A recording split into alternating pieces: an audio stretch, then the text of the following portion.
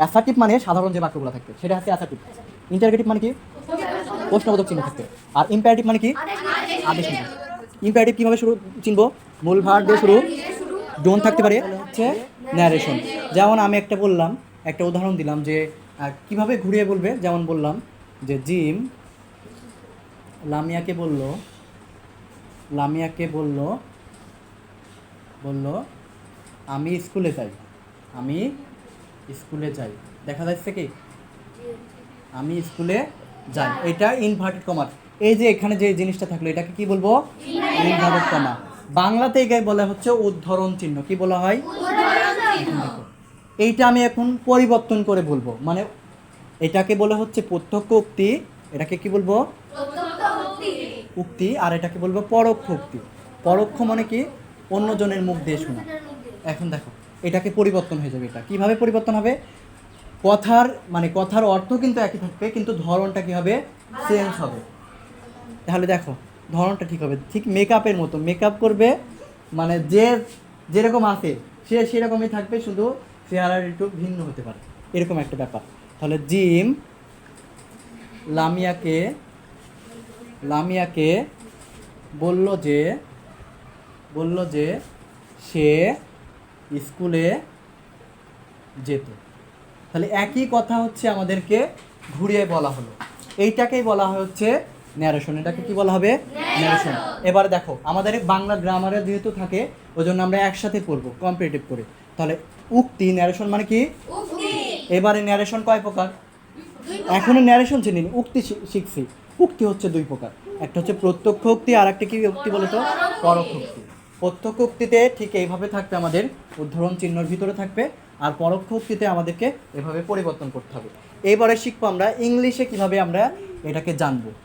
ইংলিশে মূলত ন্যারেশনকে দুই ভাগে বিভক্ত করা হয়। কয় ভাগে? দুই ভাগে। এখন হচ্ছে এই ন্যারেশনকে আমরা দুই ভাগে বিভক্ত করতে পারি। দুই ভাগে, একটিকে বলা হচ্ছে ডিরেক্ট স্পিচ, আর একটা হচ্ছে ইনডিরেক্ট স্পিচ।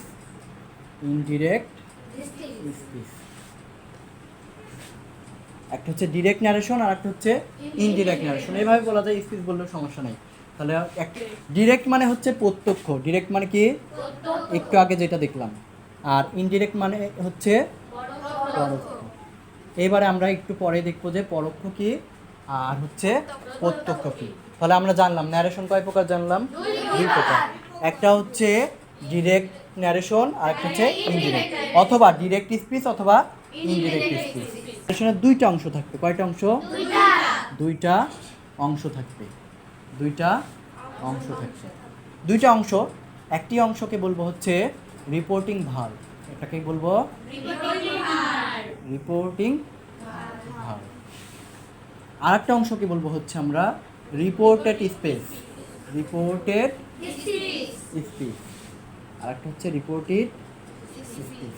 এবারে জানবো যে রিপোর্টিং ভার্ব আর রিপোর্টেড স্পিচ, এটা চেনা লাগবে, কারণ এইটা চেনার উপর ডিপেন্ড করছে যে তুমি কতটা ন্যারেশন পারো। এখন আমি লিখলাম he said to me inverted comma I will do the work. এটা আছে। তাহলে দেখো, আমাদের এখানে কয়টা অংশ পাবো বলো তো? দুইটা। একটা ন্যারেশনে দুইটা অংশ পাবো। প্রথমে এই যে হি সেইড টুর ভিতরে যেটা আছে এটাকে বলবো হচ্ছে রিপোর্টিং ভার্ব। এটাকে কি বলবো? Reporting verb.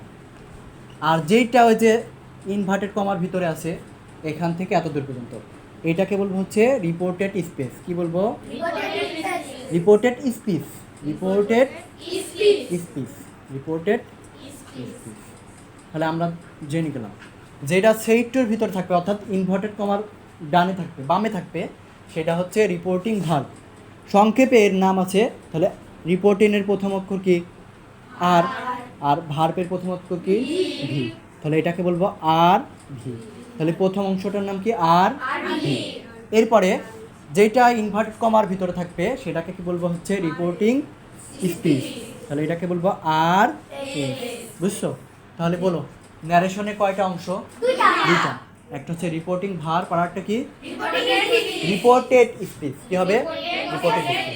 যেটা সেইডের ভিতরে থাকে, সেইড এগুলোর ভিতরে থাকে, সেগুলোকে বলা হয় হচ্ছে রিপোর্টিং ভার্ব। আর যেটা ইনভার্টেড কমার ভিতরে থাকে সেটাকে বলে রিপোর্টেড স্পিচ। তাহলে দুইটা জিনিস আমরা পেয়ে গেলাম, একটা হচ্ছে আর এস আর একটা নাম হচ্ছে আর ভি। তাহলে আমরা দুইটা জিনিস পাই গেছি। এবারে বলো ন্যারেশন কয় প্রকার? কি কি? আর ন্যারেশনে কয়টা অংশ? দুইটা। একটা হচ্ছে রিপোর্টিং ভার্ব আর রিপোর্টেড স্পিচ, জেনে গেছি। এইবারে আমাদেরকে ন্যারেশনে প্রথমে বলছিলাম যে কথা ঘুরিয়ে বলা, এই জন্য ন্যারেশন আর একটা অর্থ হচ্ছে চেঞ্জ। ন্যারেশন আর একটা অর্থ কি হবে? চেঞ্জ। এই ন্যারেশনে আমাদেরকে 5 ধরনের চেঞ্জ হবে। কয় ধরনের? 5 ধরনের পরিবর্তন। 5 ধরনের পরিবর্তন করা লাগবে। এটা হচ্ছে রিপোর্টিং ভার্বের চেঞ্জ। কি হবে? রিপোর্টিং ভার্বটা কি? যেটা হচ্ছে সেইটুর ভিতরে থাকে সেটা। তাহলে আমরা দেখবো হচ্ছে যে আমাদের রিপোর্টিং ভার্ব কি থাকবে। আমাদের রিপোর্টিং ভার্ব থাকতে পারে হচ্ছে যেমন হচ্ছে সে, সেইস, উইল সে অ্যান্ড হচ্ছে সেইড এবং হচ্ছে সেইড টু। এইগুলার আমাদেরকে পরিবর্তন করা লাগবে। বুঝতে পারছো? প্রথমে কার চেঞ্জ করা লাগবে? রিপোর্টিং ভার্বের। তাহলে রিপোর্টিং ভার্ব কি? যদি আমাদের রিপোর্টিং ভার্ব এগুলো না, মানে এগুলো থাকতে পারে say, says, will say, said, said to, said to. বলো কি কি?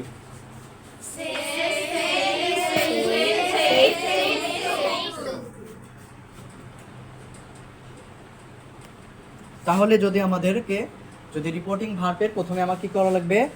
চেঞ্জ করা লাগবে। সে, সেইস, উইল সে, সেইড এবং সেইড টু। কিন্তু এটা কিভাবে চেঞ্জ করব? এইটাকে চেঞ্জ করতে হলে আমাদেরকে সেন্টেন্স জানা লাগবে। কি জানা লাগবে? সেন্টেন্স।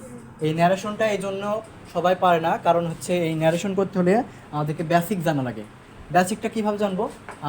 আমাদেরকে আবার সেন্টেন্সে চলে যেতে হয়েছে। তাহলে সেন্টেন্স সম্পর্কে আমরা একটু জেনে নিই। তাহলে সেন্টেন্স আমরা পাই হচ্ছে 5 প্রকার। সেন্টেন্স কয় প্রকার পাবো? 5 প্রকার। সেন্টেন্স 5 প্রকার। সেন্টেন্স কত প্রকার হচ্ছে? 5 প্রকার। 1 নম্বর হচ্ছে অ্যাসার্টিভ সেন্টেন্স। কি হবে? অ্যাসার্টিভ। অ্যাসার্টিভ কি? যদি কোনো বাক্যের শেষে তুমি যদি প্রথমে পাও একটা সাবজেক্ট, তারপরে পাও একটা ভার্ব, তারপর একটা যদি অবজেক্ট পাও, স্বাভাবিক যে সেন্টেন্সটা পাবা সেটার নাম হচ্ছে অ্যাসার্টিভ সেন্টেন্স। অ্যাসার্টিভ দ্বারা কোনো একটা বর্ণনাকে বোঝাবে। তাহলে প্রথমে সাবজেক্ট থাকবে। সাবজেক্ট মানে কি? সাবজেক্ট হতে পারে এনপি। সাবজেক্ট কি হতে পারে? একটা সাবজেক্ট হতে পারে এনপি। এনপিটা কি? এনপিটা হচ্ছে নাউন অথবা প্রোনাউন। এন মানে নাউন আর পি মানে প্রোনাউন। নাউন মানে কোনো কিছুর নাম, এটা জানো। আর প্রোনাউন কি শিখাইছি? আই, ইউ, হি, শি, দে, এগুলা কি বলতো? প্রোনাউন। তাহলে আমি শিখলাম। তাহলে প্রথমে নাম থাকলে এটা নাউন, আর লাস্টে থাকলে সেটা প্রথমে থাকলে সেটা সাবজেক্ট, আর যদি সেই একই জিনিস যদি লাস্টে থাকে সেটাকে কি বলবো? অবজেক্ট। আর মাঝখানে যদি ভার্ব থাকে সেটাকে বলবো অ্যাসার্টিভ। অ্যাসার্টিভকে আরোভাবে চেনা যায়, যদি বাক্যের শেষে ফুল স্টপ দেখতে পাও তাহলে সেটা ভাববো আমাদের অ্যাসার্টিভ। 2 নম্বর যেটা সেন্টেন্স আছে ইন্টারগেটিভ বাক্যে কি থাকবে? আমি স্বাভাবিকভাবে চিনতে পারবো। কি থাকবে? প্রশ্নবোধক চিহ্ন থাকবে। প্রশ্নবোধক চিহ্ন থাকলে আমাদের কি হবে? ইন্টারগেটিভ। 3 নম্বরে যেটা দরকার সেটা হবে ইম্পারেটিভ। কি হবে? ইম্পারেটিভে কি থাকবে? ইম্পারেটিভ দ্বারা কোনো আদেশ নির্দেশকে বোঝায়। কি বোঝাবে? আদেশ নির্দেশ। এবং ইম্পারেটিভকে সহজে যদি না চিনতে পারো, প্রথমেই কাজের নামটা থাকবে, প্রথমেই মূল ভার্ব দিয়ে শুরু হবে। কি হবে? মূল ভার্ব দিয়ে শুরু হবে। এবং আরেকটা জিনিস থাকতে পারে সেটা হচ্ছে বাক্যের শুরুতে যদি ডোন্ট থাকে, কোনো দিয়ে শুরু হয়নি, আই দিয়ে শুরু হয়নি, ওই দিয়ে কোনো নাম দিয়েও শুরু হয়নি, শুধুমাত্র প্রথমে কি আছে? ডোন্ট। তাহলে আমরা বুঝবো এটা কি সেন্টেন্স? ইম্পারেটিভ। অথবা যদি লেট থাকে, কি থাকে? লেট। তাহলে আমাদের ইম্পারেটিভটা সবচেয়ে বেশি আসে ন্যারেশনে। সবচেয়ে ইম্পারেটিভ সেন্টেন্সের ন্যারেশনটা বেশি আসে। ইন্টারগেটিভ চিনতে পারবা, কিন্তু ইম্পারেটিভটা খুব ভালোভাবে চেনা যায় না। যদি মূল ভার্ব দিয়ে শুরু হয় তাহলে সেটা ইম্পারেটিভ হয়, যদি ডোন দিয়ে শুরু হয় সেটা হচ্ছে ইম্পারেটিভ হয়, যদি লেট অথবা লেটস থাকে তাহলে সেটা হবে ইম্পারেটিভ, ইম্পারেটিভ হবে সেটা। এবং ইম্পারেটিভ দ্বারা কি বোঝায়? ইম্পারেটিভ মানে হচ্ছে আদেশ নিষেধ। যেমন আমি একটা বাক্য বললাম যে বাড়িতে যাও, তাহলে আমি এটা নির্দেশ করলাম, বললাম যে হচ্ছে সুম্মা দয়া করে এক গ্লাস পানি দাও। তাহলে পানি দাও একটা কি করলাম? অনুরোধ করলাম। তাহলে যদি কোনো বাক্য দ্বারা আদেশ নিষেধ নির্দেশ অনুরোধ বোঝায় তাহলে সেটা কি সেন্টেন্স হবে?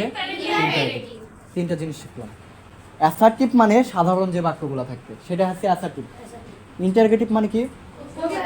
প্রশ্নবোধক চিহ্ন থাকবে। আর ইম্পারেটিভ মানে কি? আদেশ নিষেধ। ইম্পারেটিভ কিভাবে শুরু চিনব? মূল ভার্ব দিয়ে শুরু, ডোন্ট থাকতে পারে, লেটস অথবা লেট থাকতে পারে। লেট থাকলে সেটা জানবো আমাদের কি সেন্টেন্স? একটা হচ্ছে অপটেটিভ, আর একটা হচ্ছে এক্সক্লামেটরি। অপটেটিভ কিভাবে চিনব? অপটেটিভ দ্বারা সাধারণত প্রার্থনা বোঝাবে। অপটেটিভ দ্বারা কি বোঝাবে?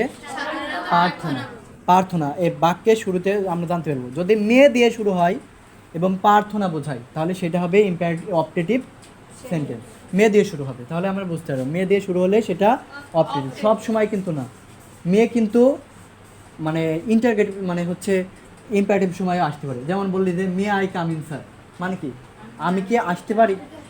এটা হচ্ছে মনে করো যে হচ্ছে আরেকজনের কাছ থেকে কি অনুমতি চাওয়া, তখন সেটা হচ্ছে এই জন্য হচ্ছে মেয়ে দ্বারা কি বোঝাবে? মেয়ে দ্বারা শুরু হবে কিন্তু সেটা দ্বারা কি বোঝাবে? সেটা দ্বারা হচ্ছে একটা প্রার্থনাকে বোঝাবে। যেমন বললাম যে মে ইউ লিভ লং, এটার অর্থ হচ্ছে তুমি দীর্ঘজীবী হও। যেমন বললাম যে may you happy in life, তুমি জীবনে সুখী হও। তাহলে অপটেটিভ জানলাম। আর এক্সক্লামেটরি সেন্টেন্স কীভাবে চিনব? যদি এই চিহ্নটা থাকে, এটা হচ্ছে এটা কি চিহ্ন? বিস্ময়কর চিহ্ন। যদি বিস্ময়কর চিহ্ন থাকে তাহলে সেটা কি হবে? এক্সক্লামেটরি চিহ্ন। তাহলে তিনটা জিনিস কিন্তু এমনিতে চিনবো আমরা। যদি এই চিহ্নটা থাকে তাকে কি বলবো? ইন্টারগেটিভ। এবারে স্বাভাবিক থাকলে সেটা বলবো অ্যাসার্টিভ। তারপরে আদেশ নিষেধ বোঝালে সেটা ইম্পারেটিভ। কিভাবে শুরু হতে পারে? মূল ভার্ব দিয়ে শুরু হবে, তারপরে কি হবে? ডোন্ট থাকতে পারে এবং লেট থাকতে।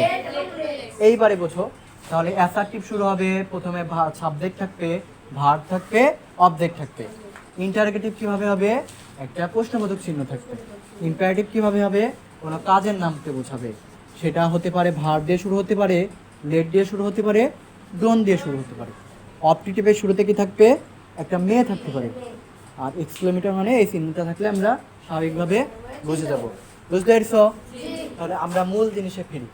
আমরা পড়ছিলাম যে যদি এই পাঁচটা জিনিস থাকে, সে, সেইস, উইল সে, সেইড এবং সেইড টু যদি থাকে তাহলে আমাদের এদের পরিবর্তন করা লাগবে। তাহলে আমাদেরকে এগুলা যে পরিবর্তন হবে, এটা পরিবর্তন হবে সেন্টেন্স অনুযায়ী। কি অনুযায়ী? সেন্টেন্স অনুযায়ী। এই 5 প্রকার যে সেন্টেন্স পেলাম, এই 5 প্রকার সেন্টেন্স অনুযায়ী আমাদের পরিবর্তন হবে। প্রথমের এই তিনটা যদি কোনো বাক্যে রিপোর্টিং ভার্ব যদি থাকে তার কোনো পরিবর্তন হবে না। সে থাকলে তার পরিবর্তন হবে না, সেইস থাকলে তার পরিবর্তন হবে না, উইল সে থাকলে তার পরিবর্তন হবে না। শুধুমাত্র সেইড আর সেইড টু যদি থাকে তাহলে তার পরিবর্তনটা আমাদের হবে। কি অনুসারে? সেন্টেন্স অনুসারে। সেন্টেন্স কয় প্রকার পাইছিলাম? 5 প্রকার। তাহলে 5 ধরনের পরিবর্তনটা হবে। তাহলে যদি অ্যাসার্টিভ হয়, অ্যাসার্টিভ হলে মনে করো সেইড টু আছে, সেইড টুর স্থানে যদি অ্যাসার্টিভ সেন্টেন্স হলে রিপোর্টিং কার্ড কে হতে হবে?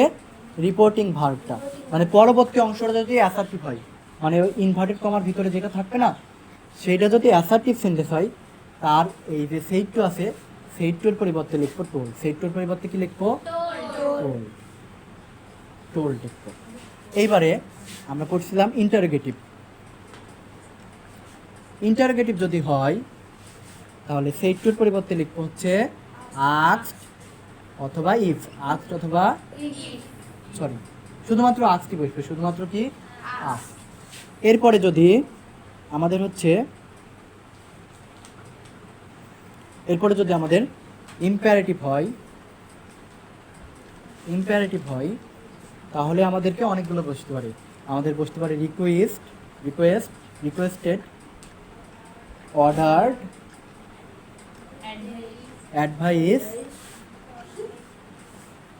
অ্যাডভাইসড, আর কি বসতে পারে ফরবিড, আর কি ফরবিড। তাহলে দেখো যে আমাদেরকে অ্যাসার্টিভ সেন্টেন্সে যদি থাকে আর রিপোর্টিং ভার্বটা মানে যেটা হচ্ছে ইনভার্টেড কমার ভিতরে আছে, এখানে যদি আমরা সেইস, সে, সেইস, উইল সে, এই এবং সেইটার পরিবর্তন করা লাগে। যদি অ্যাসার্টিভ হয় তাহলে সেইটার পরিবর্তে কি বসবে টোল বসবে। যদি ইন্টারোগেটিভ হয় সেইটার পরিবর্তে কি বসবে আস বসবে। যদি ইম্পারেটিভ হয় তাহলে সেইটার পরিবর্তে কি বসবে রিকোয়েস্ট, অর্ডার, অ্যাডভাইস। এইবারে আমি কিভাবে বুঝবো যে কোথায় কোনটা বসবে?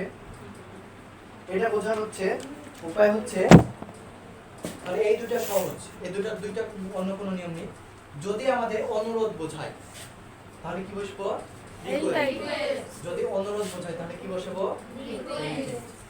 যদি আদেশ বোঝায় তাহলে কি বসাবো অর্ডার। যদি উপদেশ বোঝায় তাহলে কি বসবে অ্যাডভাইস। আর যদি নিষেধ বোঝায় তাহলে কি হবে ফরবিড। তাহলে রিকোয়েস্ট বসাবে অনুরোধ বোঝাবে অনুরোধ, আর অর্ডারটা কখন বসবে আদেশ। এরপরে অ্যাডভাইস কখন বসবে উপদেশ, আর ফরবিড কখন বসবে নিষেধ বলে নিষেধ। স্টপ করো স্টপ। দেখো অ্যাসার্টিভ হয়েছে, ইন্টারোগেটিভ হয়েছে, ইম্পারেটিভ হয়েছে। তাহলে এইবারে দরকার হচ্ছে আমাদের কি অপটেটিভ। যদি অপটেটিভ থাকে তাহলে সেইটুর পরিবর্তে কি বসবে প্রে অথবা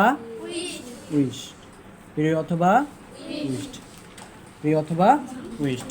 আর যদি এক্সক্লেমেটরি সেন্টেন্স থাকে, এক্সক্লেমেটরি সেন্টেন্স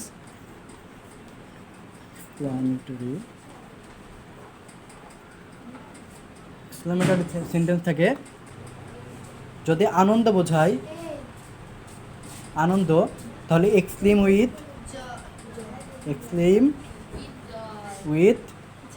জয়, তাহলে এক্সক্লেম উইথ জয়। যদি দুঃখ বোঝায় তাহলে তখন বসবে হচ্ছে এক্সক্লেম উইথ সরো। তাহলে এক্সক্লেম উইথ ওটা থেকে যাবে, আর বসবে হচ্ছে এক্সট্রা ভাবে কি বসবে সরো, এক্সক্লেম উইথ সরো। আর যদি অবাক হওয়া বোঝায় বা হচ্ছে বিস্ময় বোঝায়, আশ্চর্য বা বিস্ময় বোঝায়, তাহলে তার এক্সক্লেম উইথ কি বসবে ওয়ান্ডার। এখানে কিন্তু আমার এক্সক্লেম উইথ কিন্তু আছে। এবার দেখো রিভিশন। তাহলে প্রথম যে চেঞ্জটা করব সে, সেইস, উইল সে, সেইড এবং সেইডটির পরিবর্তন, তাহলে এইগুলার কি কোনো পরিবর্তন হবে হবে না, কিন্তু সেইডটির পরিবর্তনটা হবে। এইবারে এই পরিবর্তনটা কয় ভাগে হবে 5 ভাবে। যদি অ্যাসার্টিভ হয় তাহলে সেইটটির পরিবর্তে কি বসবে ইন্টারোগেটিভ হলে সেইটটির পরিবর্তে কি বসবে আস্কড। আর যদি ইম্পারেটিভ হয় তাহলে রিকোয়েস্ট, অনুরোধ বোঝালে রিকোয়েস্ট, আদেশ বোঝালে অর্ডার, উপদেশ বোঝালে ফরবিড বোঝালে নিষেধ, এবং হচ্ছে যদি অপটেটিভ হয় তাহলে সেটা হবে প্রে অথবা উইশ। আর যদি আনন্দ বোঝায় তাহলে এক্সক্লেমেটরি সেন্টেন্সে এক্সক্লেম উইথ জয়, আর দুঃখ বোঝালে এক্সক্লেম উইথ সরো, এবং বিস্ময় বোঝালে। তাহলে আমাদের কয়টা সেন্সের কথা বলছিলাম 5টা। তাহলে প্রথম সেন্সটা কিন্তু আমরা জেনে গেছি। প্রথম